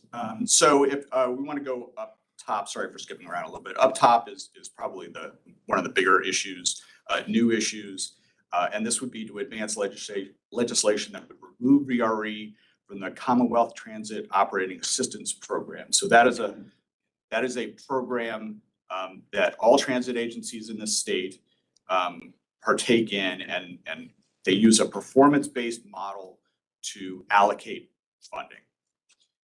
Prior to the pandemic, we did fairly well. We are going up against most or almost all our bus agencies, or the predominant mode that they run are bus agencies, and then there's us. So when they set this up, which was only about 5 years ago, they understood that we were not going to compare exactly to a bus agency. So they made some accommodations in the process. Over the last couple of years, because of what's been going on, they decided to use the data inputs to the model, in particular ridership, of course, to use pre-pandemic numbers. So we all got about the same level of funding that we had before. For 2024, they're going to use FY22, the last completed year, data for that. There was a very preliminary run of the model, and it showed us doing very poorly because not just in Virginia, but in the entire nation, we have seen that bus services have come back quite a bit faster than commuter rail services, which is definitely the case here. In fact, I think there's a couple of bus services like GRTC in Richmond that are either close to or maybe even surpassing pre-pandemic ridership levels. So it is likely that we will get considerably less operating assistance. As I mentioned, it has always been known that we are kind of a square peg being forced into a round hole in this process. So the discussion is it time for us to say, maybe there's another way to do this? WMATA, for instance, has a set aside amount of money. They do not go through this process. So is there some system that we could set up that was more like WMATA, where we don't have to go up against bus agencies that have a completely different cost structure than we do? Amy and I agree there would be some risk to that. If we were to have a separate allocation of funding away from all the other transit agencies, we have sort of culled ourselves from the herd.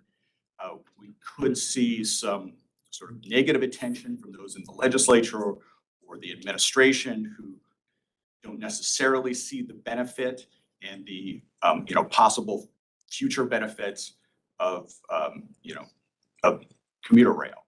So this isn't just oh yeah, let's do this. Let's find a way to get ourselves out of this program.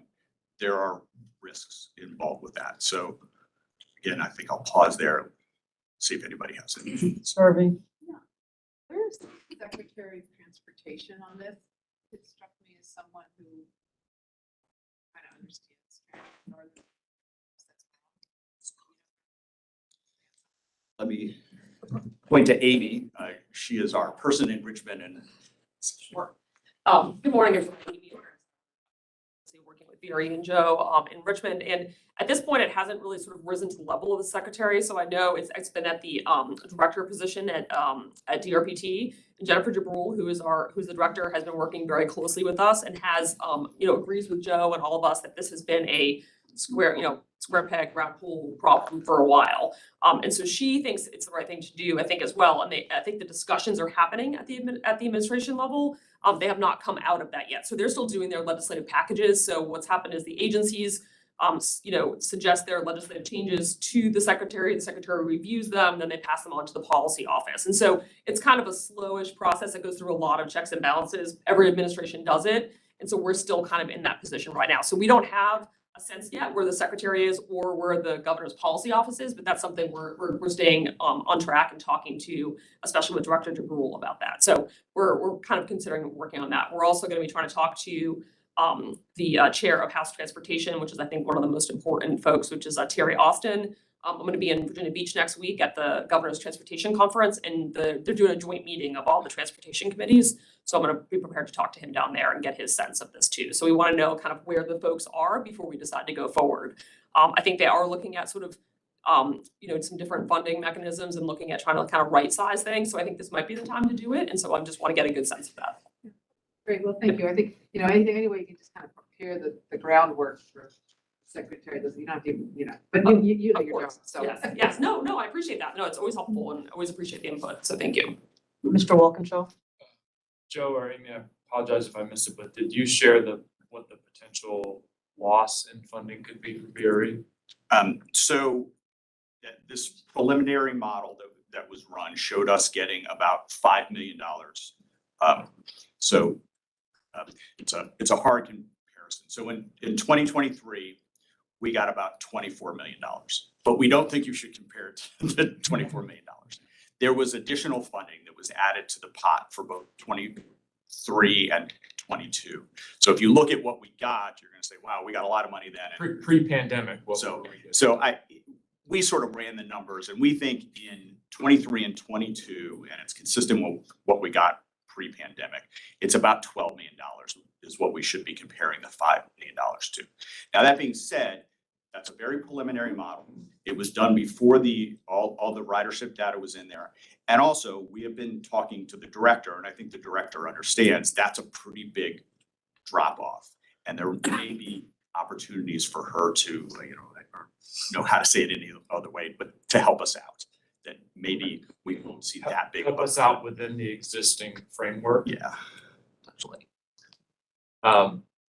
Yeah, I mean, just obviously, had a conversation with Joe and Amy about this. This is our number one issue this year, I think, in Richmond, and it's really important for VRE because it's not an issue on which we're perfectly aligned with NBTC and PRTC for the reasons that were laid out in terms of where bus systems are relative to commuter rail. I mean, I guess I would say that if there's a real chance of narrowing the gap within the existing framework and system, we should pursue that. But if not, I think, and you're right to lay out the risk, but I think it's probably a risk worth taking. I think, given the breadth of VRE jurisdictions, we probably have a better chance fighting those. Certainly, and coming from Fairfax, we're used to negative attention in Richmond, but VRE has a broader coalition, not just Northern Virginia. So I feel a little bit more comfortable if we end up several years down the road in that battle. But clearly, if there's an opportunity within the existing framework to tweak it so that even if it's just for several years, right, to get us over a hump, that's probably the preferable outcome. Mr. Alcorn? So this is all operating support, right? That's correct.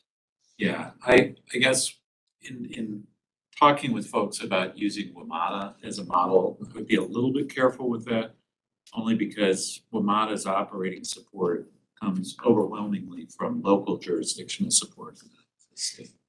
So wouldn't want to get in a situation where they try to proportion that out. But I'm not saying it's a bad structure, but just be careful and some of us, we are, I guess, regionally talking about WMATA's need for a dedicated operating source of revenue. So that also has the potential to be a very lively discussion. And I can assure you, we'd be looking for coattails to hang on to in that discussion. Thank you. Mr. McLaughlin, then Ms. Bonke. Yeah, real quick, just want to acknowledge that we've worked with VRE. We've had conversations with Deputy Director DeBrule, who is my chair at VPRA and direct appointee of the governor's staff. And we had conversations with Rich before the last legislative meeting a month ago. And I've talked to Director DeBrule about this a few times. So I know she's working on it and trying to find a solution, and we support that. Ms. Bonke? And I was just wondering, I know that Secretary Miller came down and we had an event in the Fredericksburg area. Were you there, Matt? Yeah. Have we invited Secretary Miller to ride on our VRE train? I believe we did ask him. We certainly, if you recall, he made comments at the beginning. I believe it was the February meeting, him and his staff, where they weren't able to be here in person, but through video, they made comments. And I believe as part of that, we had made that invitation. Of course, they were brand new and they were Right. getting their feet wet. So we will re-invite them to that and see if But I do remember at our event, we had a conversation about how he didn't grow up in the Fredericksburg area, but he spent a lot of time up there. So he's very familiar with the congestion. And, you know, I think this was prior careers. It never hurts. Just a thought. Mr. Gillen? I think that I would assume that we would agree that this is going to have potential some impact on budgets. That this is something that we might need to be briefed on a more regular basis on where this is going.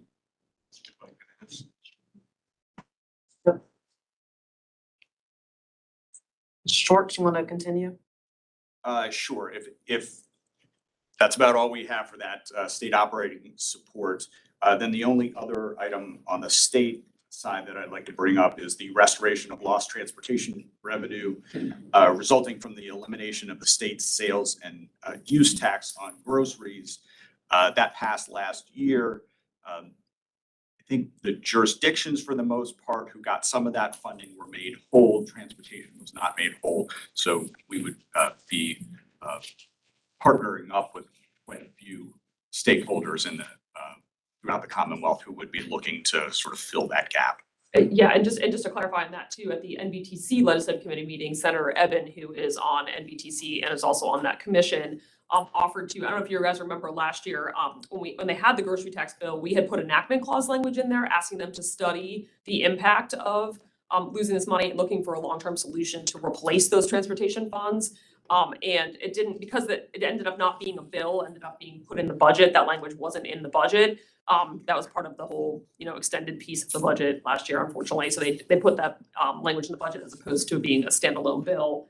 Senator Evans said that he would submit that enactment clause language again this year to the budget to do some sort of a look forward to kind of see if we can sit down and start planning on how to replace those transportation funds. So I think that's something we'll be looking forward and working again, like with the Northern Virginia folks as we have in the past. So like MBTA, MBTC, all the different folks in the localities in Northern Virginia on that sort of language. And again, it's just kind of let's look forward and see what we can do to replace it at this point. So that's where we are with that.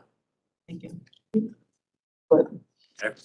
So if we want to switch to the federal programs, now the vast majority of what's on the federal programs are things that we do every year. The federal grants programs, I don't believe that VRE in the next year will be looking to apply for specific discretionary grant programs. But we know other people will be, I believe VPRA in particular, has started talking to us about a CRISI grant that they're going to submit for. We would absolutely want to support that. And while we're on the Hill talking to people, give full-throated support to that submission, and anybody else who came to us and said, look, we want to get funding that will help VRE, so if you'll support that. So that's a lot of the types of things that we do when we're up meeting with the various congressional staff, the principals, and when we're talking to folks at DOT and the various agencies. We'll continue to keep our eyes on the bipartisan infrastructure law implementation and in particular the appropriations. Do you want to give a quick update on the appropriations? Sort of Sure. What's going on now? Sure. Yeah, so the appropriations process is on hold until mid-December, when a continuing resolution expires. I think that, and on hold really because of the election. So once the elections are over, I think we'll know more about how they plan to proceed. Depending on whether or not Republicans take control of the House or even the Senate. We may not get an appropriations bill this year. I am hopeful though that because Senator Leahy, who is the chair of the Full Appropriations Committee in the Senate, and Senator Shelby, who is the ranking member of the Full Appropriations Committee for the Republicans, are both retiring and both have hundreds of millions of dollars in earmarks in the bill that they will be motivated to make sure that bill gets passed before their terms expire. So that's what I'm sort of holding out hope for. I do think that there is a chance we get one more continuing resolution closer to the end of the year if they can't sort of figure out what they want to do before the 16th of December. So it could get pushed to the 20th or so. If we don't get a bill this year, I suspect we'll get another continuing resolution into the February, March timeframe. And I would suggest if Republicans take over the House or Senate, they may actually be happy with a continued resolution for the remainder of the fiscal year, because that will keep funding levels down to at FY22 levels. So it's hard to know what will happen, but there are a number of possibilities. For FY23, we have to finish with FY22, but for FY23, there's a question about whether or not Congress will be seeking projects, locally sponsored projects, to be included, as I still call them earmarks, because I've been doing this for a long time. They call them community directed spending, and they change the name every year. So I do think that we need to proceed as if they will continue to include earmarks in the bill until we hear otherwise from House and Senate leadership. Okay. While there's quite a bit of funding for transportation authorized and hopefully appropriated, the devil is in the detail, and the detail at the federal level is the rules that they use to send this money out. So we will keep an eye out on any rulemaking at the DOT level that would affect any chance for us to get any type of funding. The other issue here is the liability insurance reform. That's something we've been keeping an eye on for a couple of years. We have to carry quite a bit of liability insurance. That insurance has gotten expensive, and in some cases, a couple of years ago, very hard for us to actually acquire. It's gotten a little bit better, but we're keeping an eye on that. And there had been some proposals to possibly have a federal program that give a little bit of relief to the private markets that weren't stepping up, basically. Surface Transportation Board Authority, we want to make sure that we don't lose any ability to go to the STB if we had some sort of issue. COVID relief funding, this is just sort of a catch-all for any of the relief money, and we want to keep an eye on that. We, in particular, as we said, we have quite a bit of funding. We want to make sure that nobody tries to claw any of that funding back. Is the main goal of this particular one. The last two are actually new items, just having to do with federal workforce. We certainly would want to keep an eye on any legislation that had to do with return to work, permanent work from home policies, which I'm not sure we would be in favor of. And then the transit benefit, we know all of those government employees get that transit benefit, and that hasn't been raised substantially for quite a while now. It goes up a little bit each year, I think, but there hasn't been a substantial change to that. So we would be looking to see if there were others that we could form a coalition with to start talking about whether or not that could be substantially raised. That's it. Any questions, comments? Welcome, Joe. Yeah, just one, sorry. On the return to work policies, and we talked about this a little bit at the legislative committee, you know, it puts us in a little bit of an awkward position to, you know, just be advocating that every federal employee needs to go back physically into the office. We don't want to sound like, you know, because of VRE's needs, everyone should physically be in the office, right? We serve the federal government, the federal workforce, and want to help them accomplish their mission. But it does seem to me that it is reasonable for us to ask the federal government to try to work to spread out the commute, right? So this Wednesday issue, I mean, it seems like a legitimate coordination role for the federal government to say, we can't have every federal employee coming into the office on Wednesday and not on Friday. So maybe there's a way to tweak the language and over time start, I think regionally, that's something we need to start thinking about in our conversation with the federal government and with the congressional delegation, that there needs to be some kind of government-wide effort to even out the commuting patterns. I think probably in terms of functionality of the government, that's a better thing too, but maybe there's a way to just add a clause here, a comma and a few words in that direction to try to help address that issue. Will do.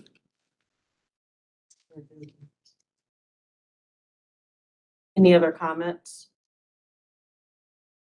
Thank you, Mr. Schwartz. How am I doing on time? We're a little behind, so if you can, I guess, be Speedy. precise, yeah. All right, So Madam Chair, this is just this is a system plan 2050 update. Nick Ruiz, who's presented to the operations board before, will give that update. And there's a few takeaways from this, so and that'll kind of come at the end, so. Yeah. Mr. Ruiz. All right, thank you, Rich. Concise would be great. And yes, as Mr. Dalton said, I'm going to be leading you this morning in a discussion and a workshop on vision and goal setting for the System Plan 2050 update. So if we go put on our long-term thinking hats, I know there's been a lot of good conversation about kind of the nearer term concerns. So just to give a brief update on the plan's progress, this was in your information packet last month. We're still in phase 1 right now, and that's going to run us through the end of this calendar year. We've been doing some coordination with member jurisdictions as well as peer external agencies. We're doing what we're doing today, setting the system plan vision and goals. And we're also working with some consultant staff to evaluate ridership trends. There were some comments about we'd like to see some future ridership trends at future meetings. We do intend to come back to the board at some point in the future, in the near future, to discuss those with you all. As well as to look at some potential future markets or new markets rather for VRE service. In phase 2, what we're really going to be doing is taking the vision and goals that we've laid out and establishing roughly 10 initial service scenarios. And then if you think of it like a funnel process, whittling those down to 4. In phase 2, we're really going to be going out to the public, new and existing riders, as well as other groups, and really trying to get a robust public engagement process going, as well as re-engaging member jurisdictions and other peer agencies to assist us in whittling those 10 service scenarios down to roughly 4. Around about the middle of next summer, we're going to be looking to put some costs and funding considerations on those 4 scenarios. And I believe one of those scenarios is going to be kind of the quote unquote no bill, do nothing scenario. So you can imagine one of those, we do nothing through 2030 and 2050, and then 3 action scenarios based on the service. And we're also looking to continue the coordination with jurisdictions on appropriate land use and other planning considerations to ensure that we can meet the needs of our riders through 2050. So we've been out pounding the pavement past couple of weeks talking to riders, and this kind of formed the qualitative planning context for this study. And here are some of the common themes that your constituents told us when we were at the 4 inner stations for the PM service period. I want to point your attention to the second theme because I think it was most impactful for me to hear a number of riders tell me and tell the team that was out at the stations that they chose their home location because of the availability of VRE service. And so to that extent, VRE is a major portion of their quality of life and their ability to achieve economic independence and prosperity. And so we wanted to bake those kinds of themes as well as others into the system plan vision. And these are some of the other sentiments. On the whole, our riders are extremely keyed into our service, very engaged. They know what works, what doesn't work, what's good, what's bad, and they're not afraid to tell us. From a quantitative standpoint, we've been looking at some trends, and this is not just trends with transit ridership or VRE ridership, but traveling trends in general. We've laid out a fairly large zone of potential future markets for VRE service through 2050, and started to look at some regional trends. We've discussed the telework patterns that were already kind of starting to solidify before the pandemic, really starting to accelerate with Monday and Friday ridership softening up considerably, especially Friday ridership. We're also starting to see on VRE service an unequal recovery on each line. So the Fredericksburg line's ridership has recovered at a much faster rate than the Manassas line. I have my own personal theories as to why that's the case, but we don't have enough data to really firmly say this is the reason why Manassas line ridership is not coming back as strongly as Fredericksburg. We also have some new competition out in the transportation marketplace when the 66 hot lanes open by the end of the year. Riders on that side of the corridor will have more options. So that's something that we're going to be looking at to see if that's going to affect our ridership projections. And then another interesting thing, we're measuring average trip distance and number of trips.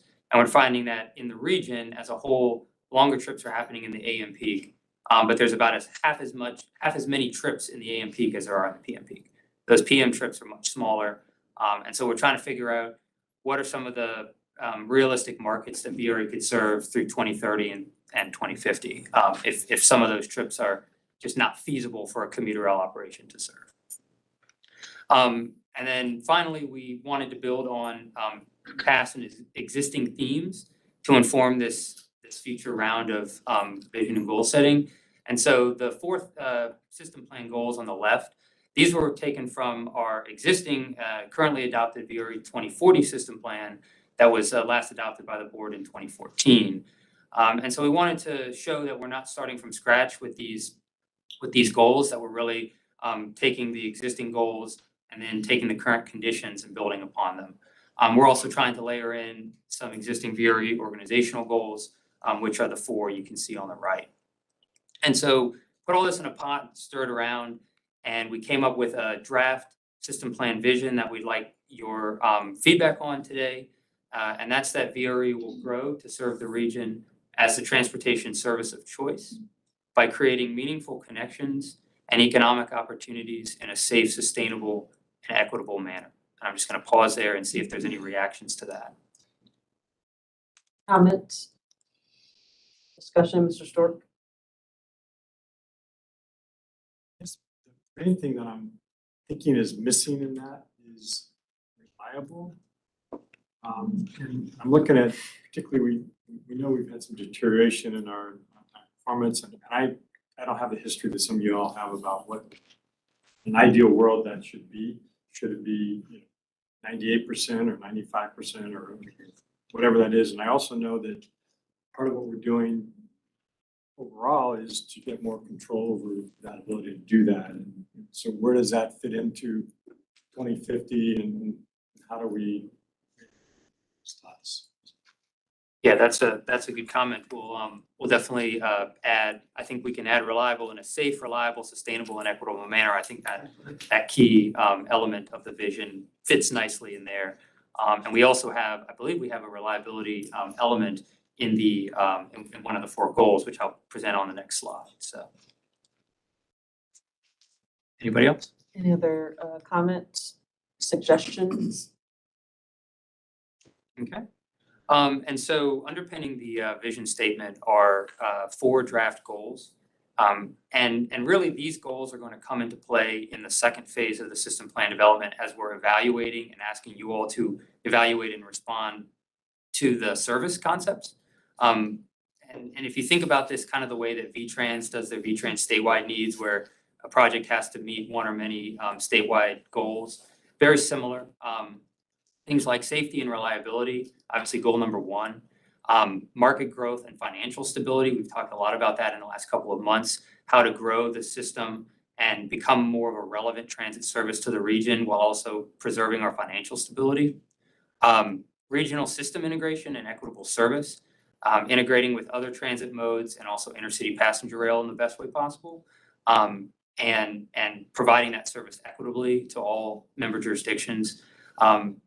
Just as an aside, when we talk about equitable service, the definition for us is very narrow. It's the COG EEA, the equity emphasis areas that have been established at the regional level, and looking at how changes to service improves or diminishes the level of transit access in those EEA areas. And then finally, a sustainability and resiliency goal, and that's really environmental sustainability and the resiliency of the railroad and the network and the infrastructure to respond to climatic events and adverse events in the future. Any thoughts on that? Yep, keep going. Okay, yep. And so we can go through these relatively quickly. There's 4 of them, each relate to the 4 goals.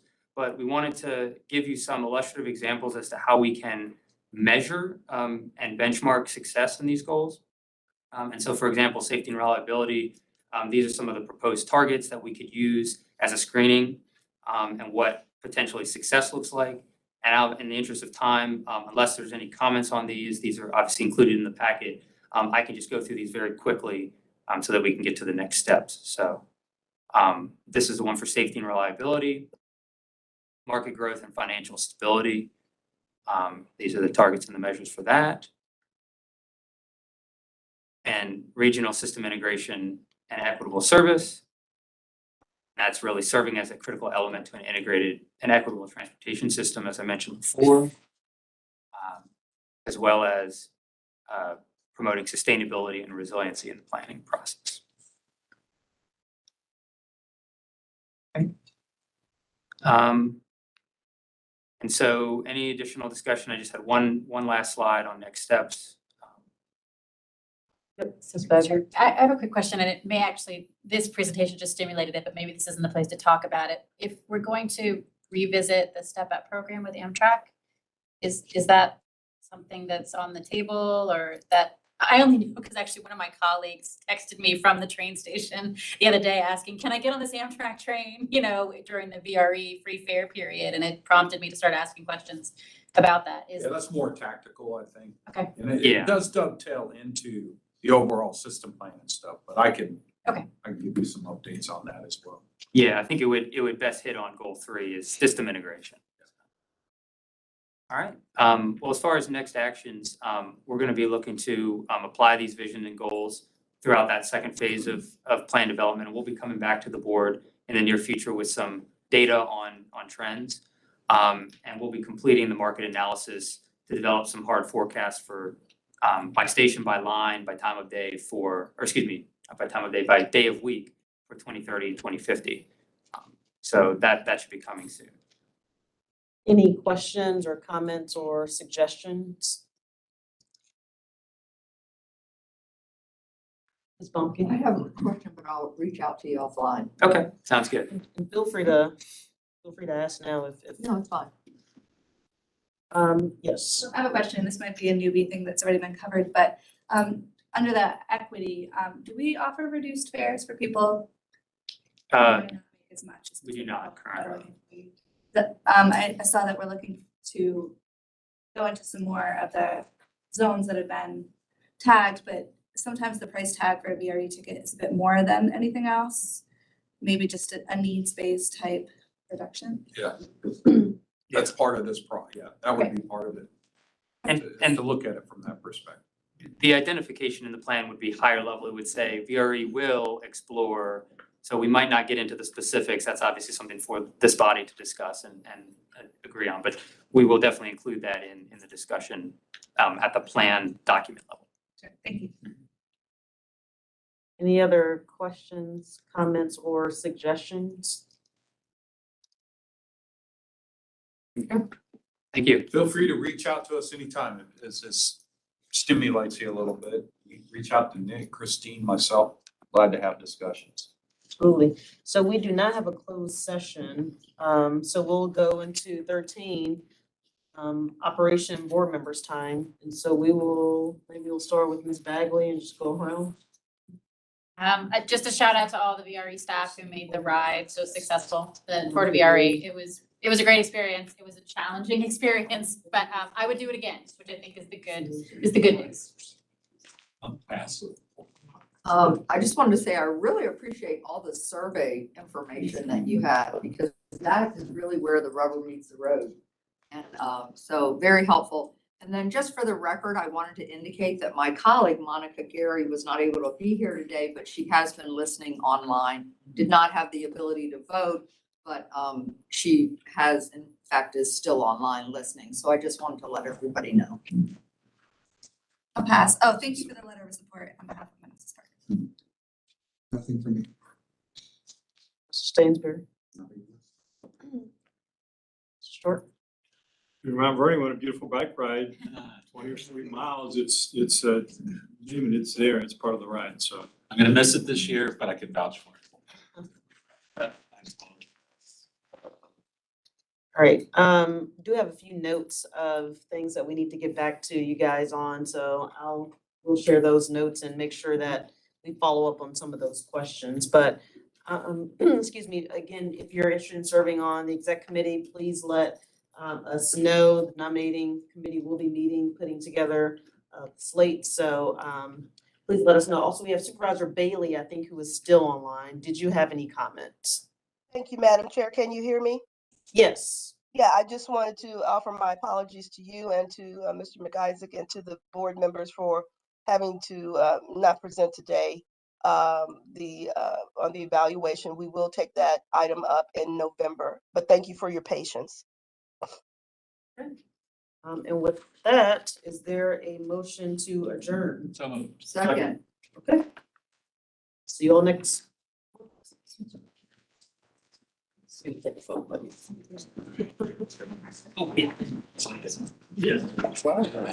Yes. Yes.